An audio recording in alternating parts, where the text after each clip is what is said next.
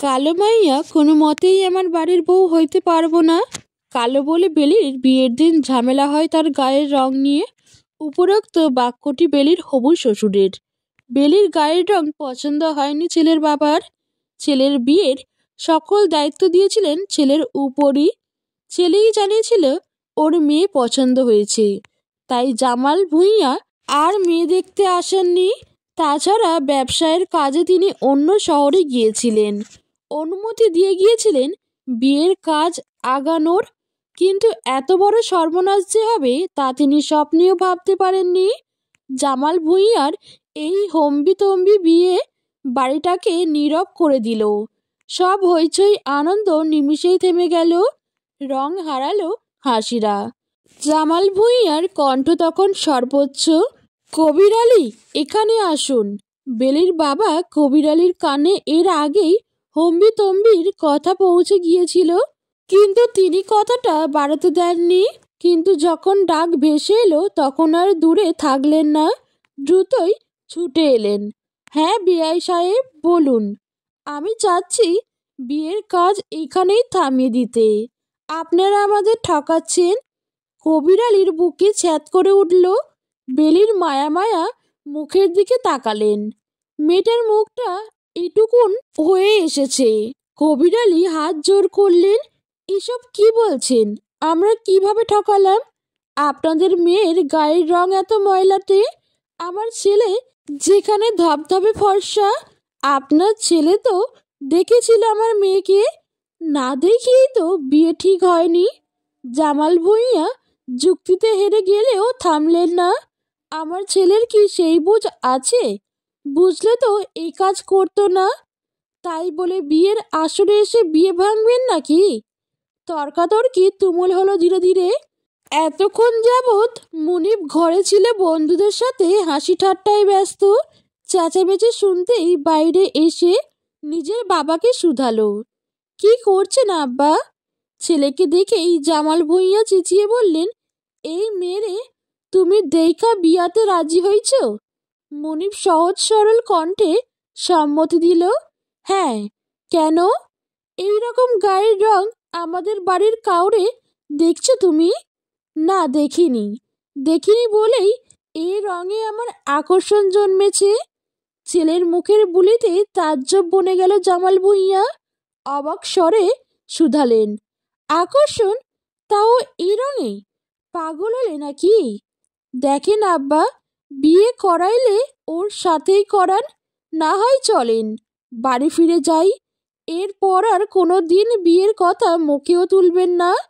মুনিব, তোর আব্বারে লগে কেমনে কথা কইছ? মাথা গেছে তোর? চাচার প্রশ্নে মনিবের কোনো হেলদোল নেই, সে গাছাড়াভাবে দাঁড়িয়ে আছে। জামাল ভূঁইয়া বুঝলেন তার কথার আর কোনো মূল্য নেই। অতঃপর না পারতে তিনি বিয়েতে সম্মতি দিলেন। হইচই করা বিয়ে বাড়িটায় আবারও হইচই শুরু হলো, তবে আতঙ্ক নিয়ে। মেয়ের বাবা মুনিবের প্রতি চিরকৃতজ্ঞ হলেন। মেয়ের আত্মীয়রা তো এই জামাইয়ের প্রশংসায় পঞ্চমুখ, কিন্তু ছেলের প্রতি অরুচি ধরল জামাল ভূঁইয়ার। পারছেন না বিয়ে বাড়ি থেকে চলে যেতে। নতুন বউ ঘরে তুলতে গিয়ে হোঁচট খেলেন বাড়ির মেয়ে লোকেরা। মুনিব বলেছিল বউ সুন্দর ভীষণ, কিন্তু কই সুন্দর? কালো শরীরে লাল রঙের বিয়ের শাড়িটা যেন কৌতুক করছে গায়ের রঙকে। বাড়ি ভর্তি মানুষের ফিসফিস শুরু হয় বউ দেখার পরই। এত সুন্দর মুনিব পড়াশোনা জানা ছেলেটা কিনা বিয়ে করলো এমন একটা মেয়েকে। ঝুমুরপাড়া গ্রাম, অন্যান্য গ্রাম থেকে গরিব ভীষণ, তার উপর মেয়ে না দেখতে সুন্দর, আর না মেয়ের বাপের কোনো টাকা করে দিয়েছে। তাহলে কি দেখে মুনিব এ মেয়েকে বিয়ে করলো? আত্মীয় স্বজনের গুজুর গুজুর ফুসুর ফুসুরে ভরে গেল বাড়ি। সব কথাই কানে পৌঁছালো বেলির। বাড়ির বড় বউ চামেলি নতুন বউকে তৈরি করাতে এসে তাজ্জব বনে গেল। বেলির বিয়ের সাজ নেই গায়ে, একটা ক্যাটক্যাটে হলুদ রঙের শাড়ি জড়ানো শরীরে। চামেলি হতভম্ব কণ্ঠে বলল, আল্লাহ গো আল্লাহ, ছুটু বউ, তুমি একলা একলা তৈরি হইয়া গেছো নাকি? বেলি তখন চোখে কাজল লেপছিল। এক ধ্যানেই কাজল লাগাতে লাগাতে উত্তর দিল, তৈরি হইতে কি আবার 14 জন লাগে নাকি? কি যে কথা কন! বেলির ঝটপট উত্তরে চামেলি আরো দ্বিগুণ অবাক হলো। গলা উঠল তার তুঙ্গে। তার হই হল্লা শুনে তার শাশুড়ি, চাচি শাশুড়ি, ফুপু শাশুড়ি, ননদ, ননাস হতে সব মেয়ে লোক উপস্থিত হলেন। ঘরে প্রবেশ করেই বেলির শাশুড়ি প্রথম প্রশ্ন ছুড়লেন, কি হয়েছে বড় বউ? আক্কেল জ্ঞান কি খাইছ? এমনেই মানুষ কত কি কইতাছে, অহন আবার তুমিও ঢোল পিটাইতেছ যে?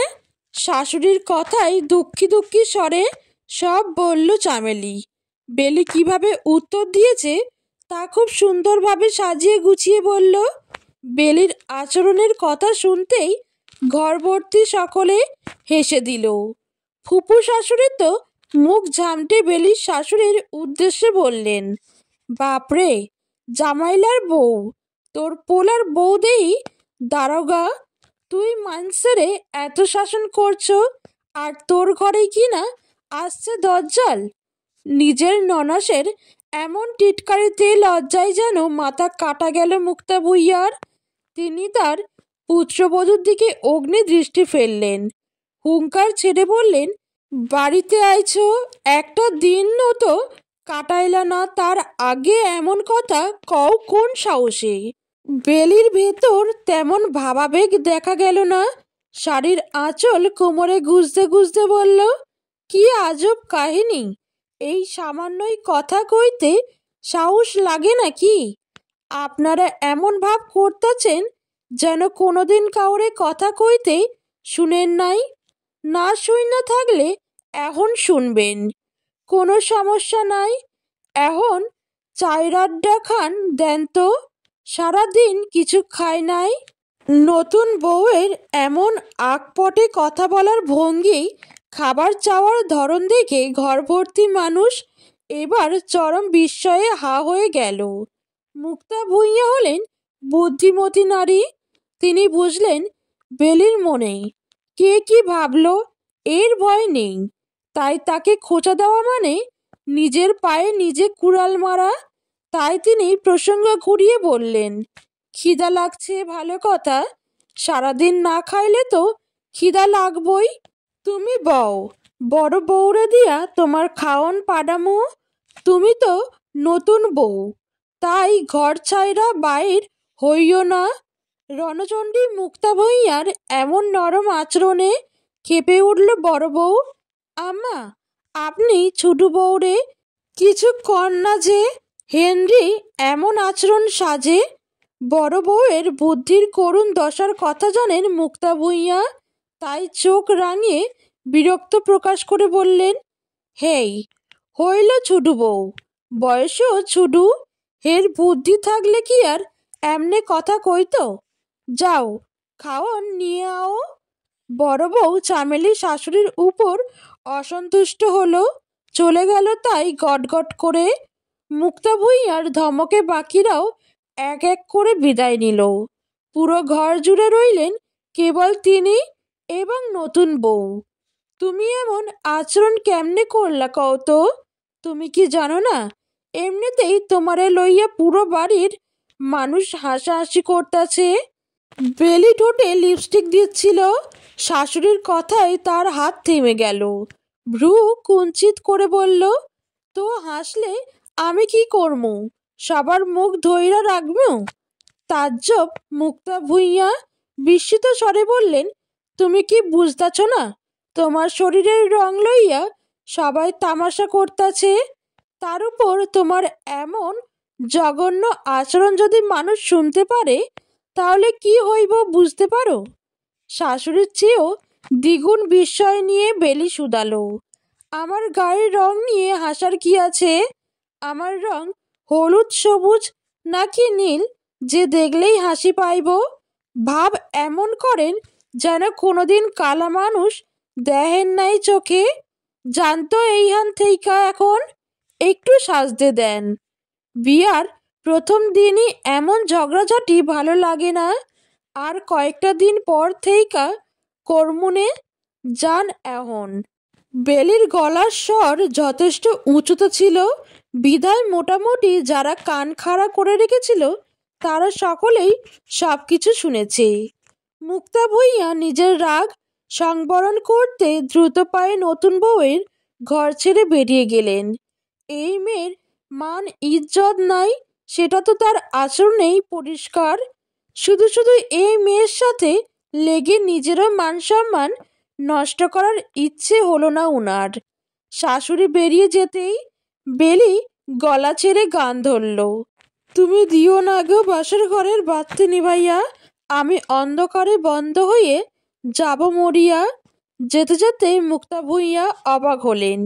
বাড়ি ভর্তি মেহমান, অথচ নতুন বউ কিনা এসব গান গাচ্ছে।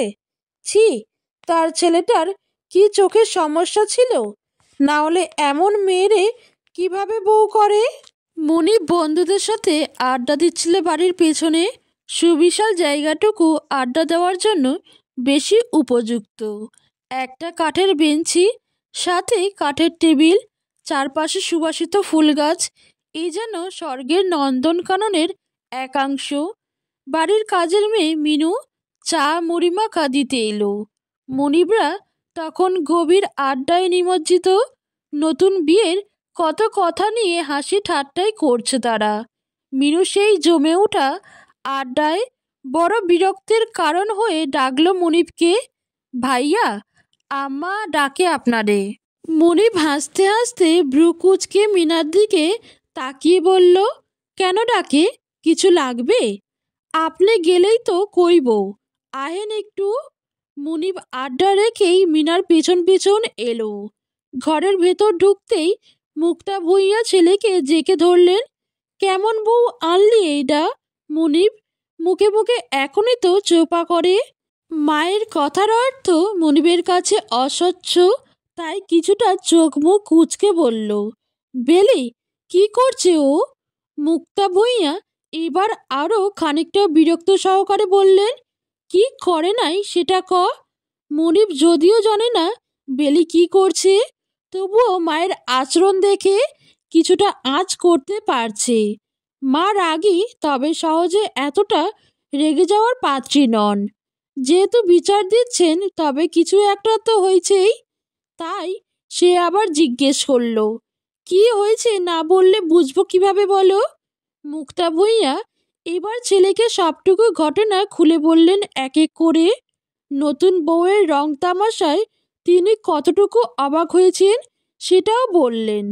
আত্মীয় স্বজনরা কতটুকু হাসি তামাশা করছে তা বলতেও বাদ রাখেননি। সবটা শোনার পর কপালের মাঝে গাঢ় ভাঁজ পড়তে দেখা গেল মনিবের। সে যতটুকু জেনেছিল বেলি কিছুটা চঞ্চল, কিন্তু এমন উড়নচণ্ডী তো না।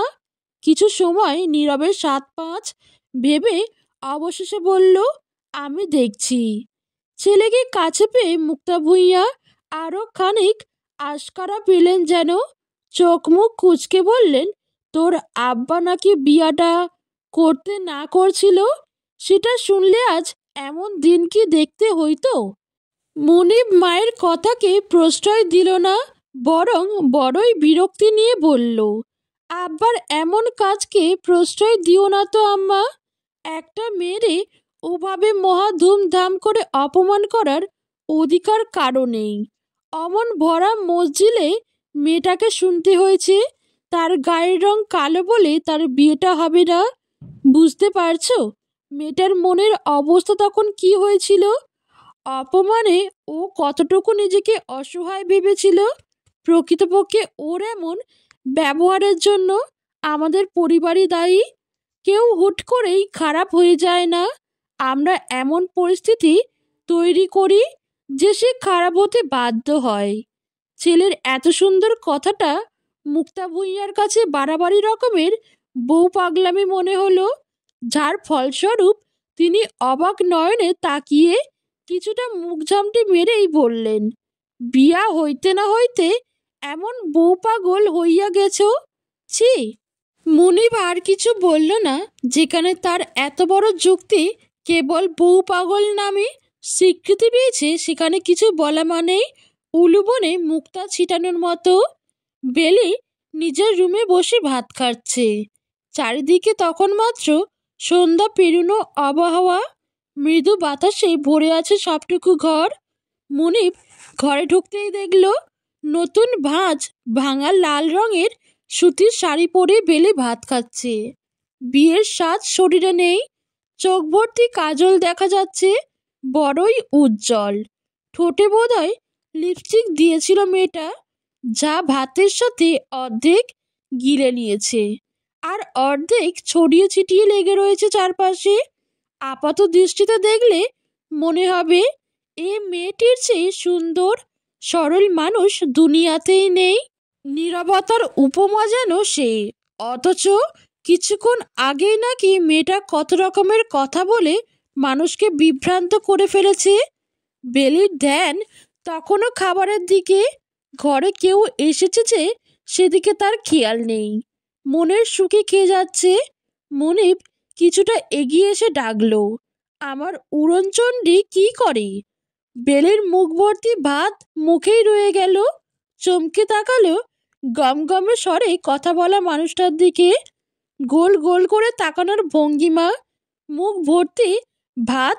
বেলিকে মনে হচ্ছে ছোট্ট খুকি, যাকে মা আদর করে যত্ন করে মুখে তুলে খাইয়ে দিচ্ছে। আহ্লাদের খাবার ভরে আছে মুখ। এবার বেলি মুখের ভাত চিবুতে চিবুতে অস্ফুট স্বরে বলল, খাইতেছি। বেলির জড়তাবিহীন উত্তরে হাসল মুনিব, আমারে রেখেই খেয়ে ফেলছ, ভারী অন্যায় করেছ তো।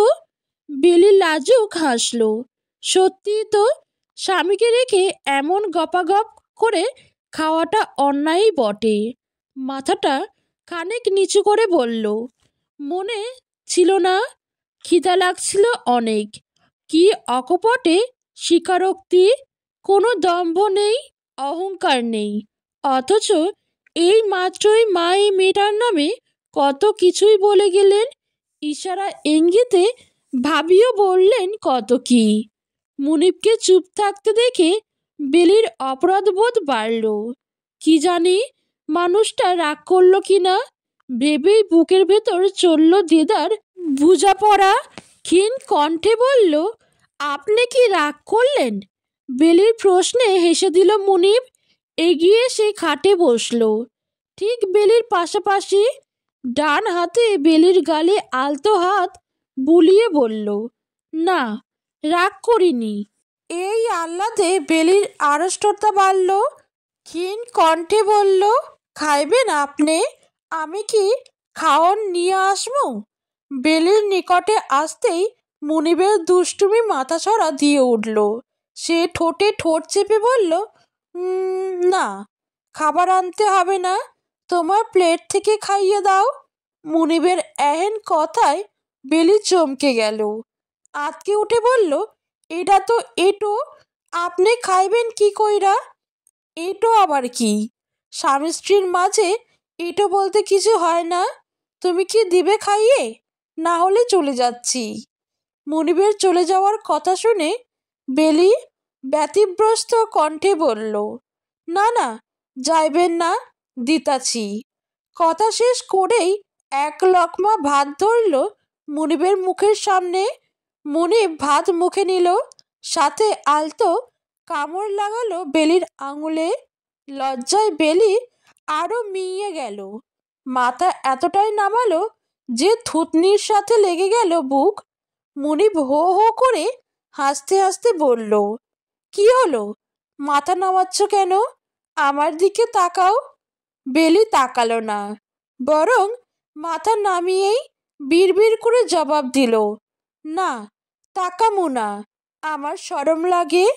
নির্দ্বিধায় লজ্জা পাওয়ার এমন স্বীকারোক্তিতে মুনিব ঘর কাঁপিয়ে হেসে উঠল। এমন একটা অসম্ভব মিষ্টি মেয়েকে বিয়ে করেছে ভেবেই তার ভেতর ভেতর আনন্দ হলো। বিয়ের রাত পেরুতেই রান্নাঘরে বেলির তলব পড়ল। ভূঁইয়া বাড়ির প্রচলিত নিয়ম অনুসারে আজ রান্না করবে নতুন বউ।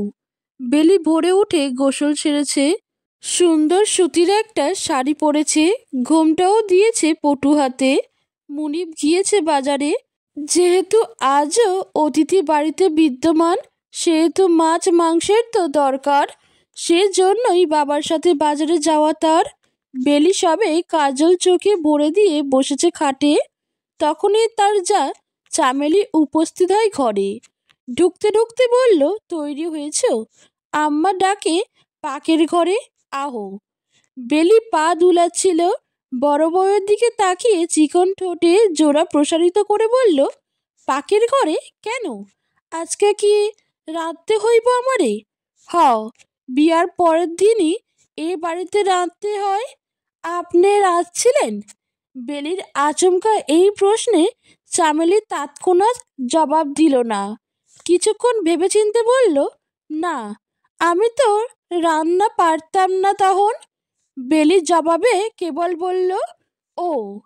চামেলি কতক্ষণ চুপ করে বেলির দিকে তাকিয়ে রইল। বেগুনি রঙের শাড়িতে কালো বেলিতে তার কাছে মনে হলো কালা বেগুন। রূপের ছিটা ফোটাও সেই সারা শরীরে কোনা কোনাতে। চামেলির এমন অদ্ভুত তাকানোতে বেলি বিব্রত ভাব করল, কপাল কুঁচকে বলল, কি দেন এমনে? বেলির কথায় চামেলির ধ্যানচ্যুত হলো। নাটকটাকে 5 হাত উঁচুতে তুলে ফেলল সে, যেন কোনো পচা সবজি দেখে ফেলেছে।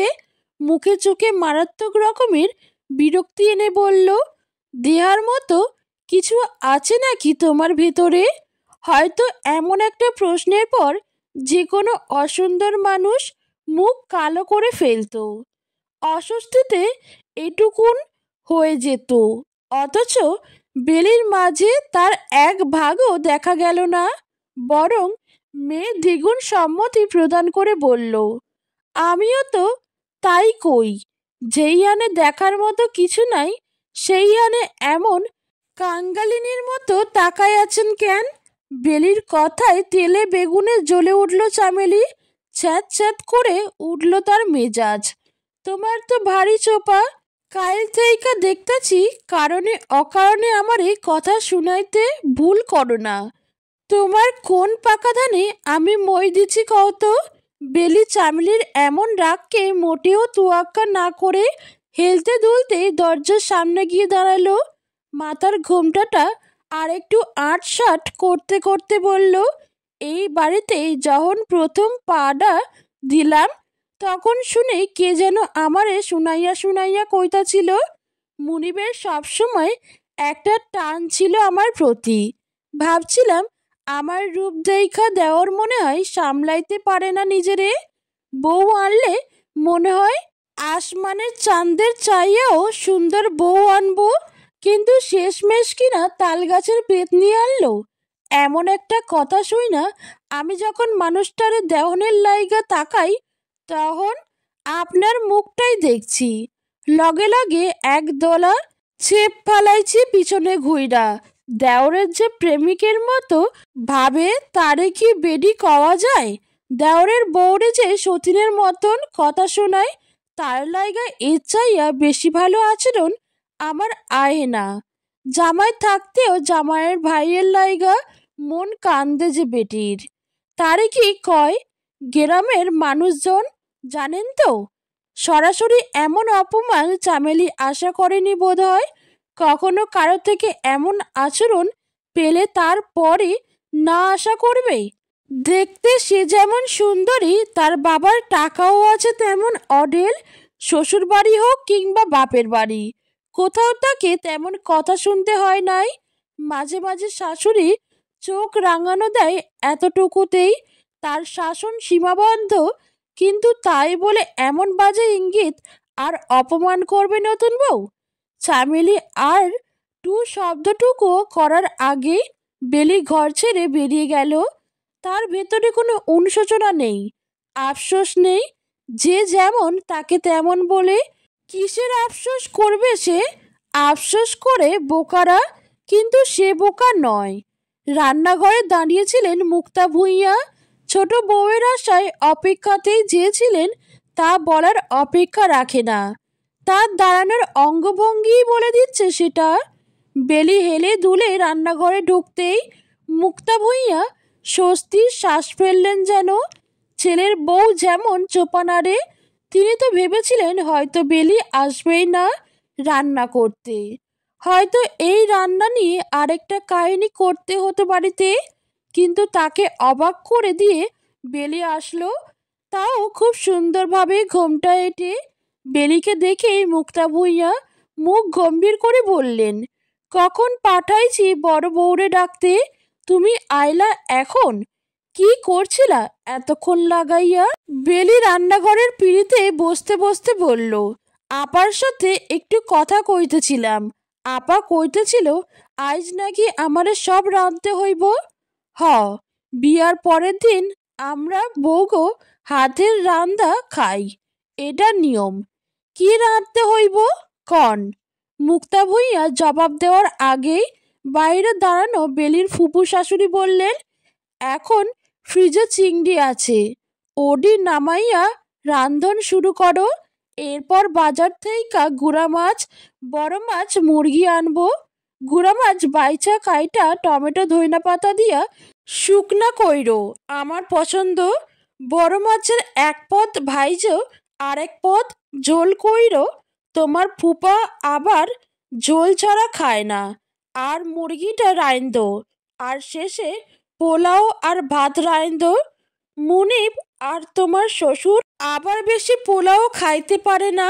বেলি কতক্ষণ ফুপু শাশুড়ির দিকে চোখ ছোট ছোট করে তাকিয়ে থেকে মুখ ভেঙচিয়ে বলল, এতে রান্না আইজে রাঁধতে হইব? জন্মের খানা খাইব নাকি সকলে? বেলির মুখের লাগাম নেই, আর এখনের লাগামহীন কথাটাও বাইরে থাকা ফুপু শাশুড়ি শুনে ফেললেন স্পষ্টই। হই হল্লা করতে করতে ঢুকলেন রান্নাঘরে। বেলিকে মুখ ঝামটে দিয়ে বললেন, ছি ছি ছি, এইসব কেমন ধরনের কথা কয় এই বউ? বিয়া বাড়িতে একটু ভালো মন্দ রান্নবো, সেইটাই তো স্বাভাবিক। তোমরা আবার এটি বুঝবা কেমনে? ছিলা তো ফকিন্নির ঘরে। বেলিও ফুপু শাশুড়ির অঙ্গভঙ্গি নকল করে শরীর নাচানোর মতো করে নাটকীয় ভঙ্গিতে বলল, হ, ঠিকই কইছেন। আপনাকে মতন রাক্ষসী খানা খাইলে আমার শ্বশুরবাড়িও ফকিন্নি হইতে হইব, বেশি দিন লাগবো না। কত জন্মেরটা একলগে খাইতে চান উনি?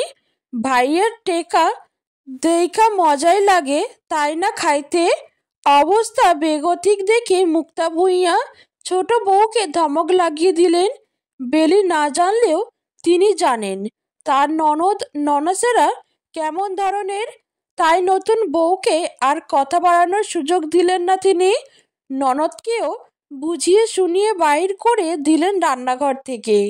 বেলি মুখ ভেঙিয়ে ফ্রিজ খুলল, চিংড়ি মাছ বের করলো। তার শাশুড়ি তাকে সব দেখিয়ে দিল। সব দেখিয়ে শুনিয়ে মুক্তা ভূঁইয়া বাইরে যেতে নিলেই পিছু ডাকলো বেলি, আম্মা শুনেন। মুক্তা ভূঁইয়াও পা থামালেন। বেলির মুখের আম্মা ডাকটা তার অন্তরের গভীরে গিয়ে একটা স্নেহের টান তৈরি করলো যেন। তিনি প্রশ্নাত্মক দৃষ্টিতে বেলির দিকে তাকিয়ে বললেন, কও, আপনারা কি নতুন বউরে খাইতে দিতে চান না? নতুন বউ না কওয়া পর্যন্ত মুক্তা ভূঁইয়া বুঝলেন না বেলির কথা। কপাল কুঁচকে বললেন, কি? বেলি মাছগুলো পানিতে ভিজিয়ে রাখতে রাখতে বলল, কাইল আইসার পর আপনারা আমারে কোনো খাওয়ান দেন নাই। পরে আমি সন্ধ্যার দিকে আর টিকতে না পায়রা লাজ ভাইঙা খাওয়ান চাইলাম। রাইতেও কেউ আর খাইতে ডাকলেন না। হেই কাল সন্ধ্যায় খাইছি, আর আইজ বেলা বাজে 9টা। আমি তো মানুষ আম্মা, আমার তো খিদা লাগে। হেইডা আপনারা বুঝেন না নাকি? কালার গরিব দেইখা ভাবেন আল্লাহ আমাগরে খিদা তৃষ্ণা দেন নাই? আমারে একটু খাওয়ান দিতে এত গায়ে লাগে আপনাগো আম্মা, অথচ কত পদ রাঁধতে দিলেন নিজেগো লাইগা। গরিব গো কি খাইতে মন চায় না, নাকি কালা গো পেট নাই? এতগুলো কথা বেলি এক মনে নিজের দিকে তাকিয়ে কাজ করতে করতেই বলল। একটা বারও হিংস্রতা দেখায়নি, রাগ দেখিয়েও বলেনি।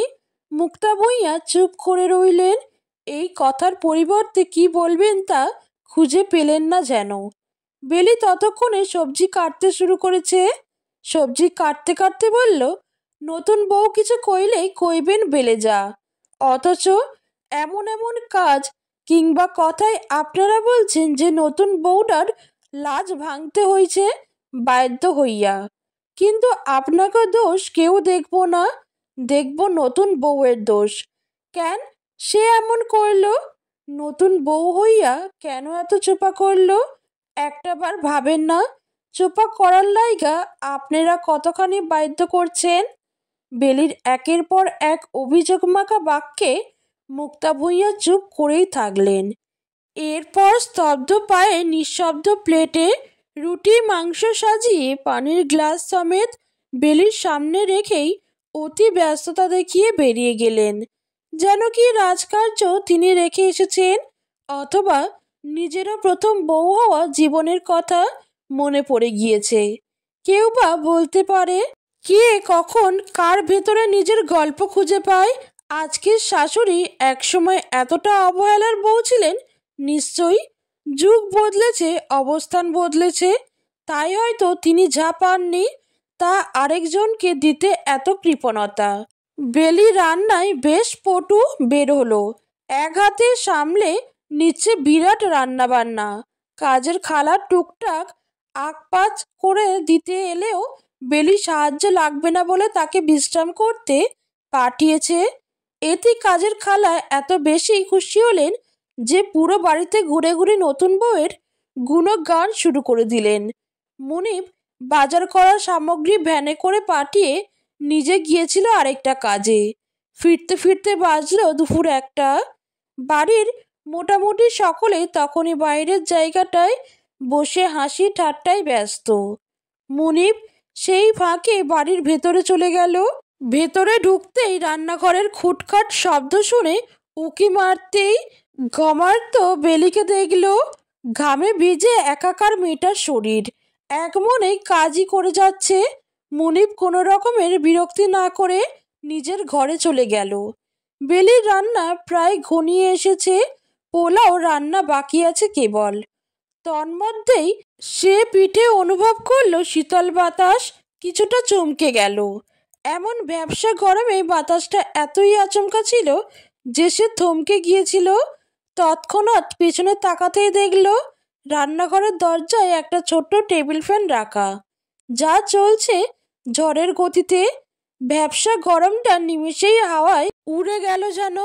বেলি বুঝে উঠতে পারল না এ বাড়িতে তার কোন শুভাকাঙ্ক্ষী আছে যে এতটা উপকার করলো। বেলিকে অবাক করে দিয়ে হাসতে হাসতে রান্নাঘরের দরজায় দাঁড়ালো মুনিব। চোখে মুখে উপচে পড়ছে স্নিগ্ধতা। ভ্রু কুচকে বলল, কি আমার মল্লিকা রান্না করছে বুঝি? মুনিবের সম্বোধনে বেলির অবাক ভাব লজ্জায় পরিণত হলো। মৃদু স্বরে বলল, হ রান্ধি। কি রাঁধো? মেলা কিছু। আপনার যেই রাক্ষসের গোষ্ঠী, মেলা না রাঁধলে নাকি মুখে দিতে পারে না। মুনিব হো হো করে হেসে দিল বেলির কথার ভঙ্গিতে। এগিয়ে সে বেলির মাথায় আদুরে হাত বুলিয়ে বলল, তাই বুঝি? আমার গোষ্ঠী একটু একটু কষ্ট দিয়েছে উড়নচণ্ডীকে, তাই না? সে জন্যই কি এত রাগ? বেলি নিচু মাথা খানিক উঁচুতে তুলে তাকালো মনিবের দিকে। চোখ ছলছল জল নিয়ে বলল, একটু একটু। মুনিব আরেকটু এগিয়ে এসে বেলির গালে ছোট ছোট স্নেহের আলতো চর দিয়ে বলল, না তো, বেশি বেশি। তার জন্যই তো আমি একটু বেশি ভালোবাসা দিয়ে দিয়েছি। পর মানুষের দুঃখ নাকি আপন মানুষের ভালোবাসা ভুলিয়ে দিতে পারে।